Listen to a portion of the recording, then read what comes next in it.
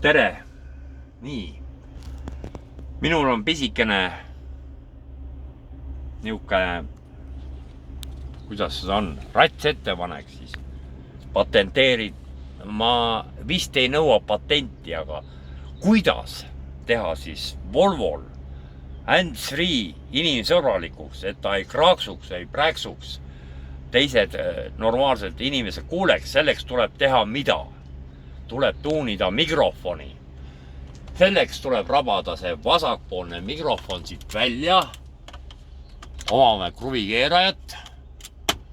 Teeme siit raksti. Nii.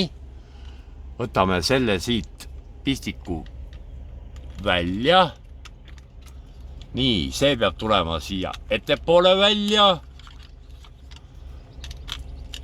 Nii, mul on see rats juba tehtud ka. Võtame siit siis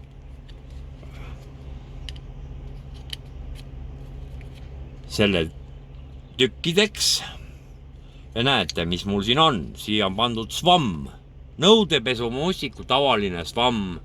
Saab ka meeleheitel koduperenaiste toidupoest tavalist pesunustikut. Paneme selle siia sisse, sest siin on, see auk on siin puhas ja siis siit on liiga tundlik see mikrofon ja siis tekivad moonutused. Siis paneme jälle kokku tagasi. Lükkame siia sisse raksti. Paneme stepsli külge ja paneme siia ja ongi korras ja nii lihtne see ongi. Vot nii. Tehke järgi ja hakake mölisema telefoniga ja Volvo.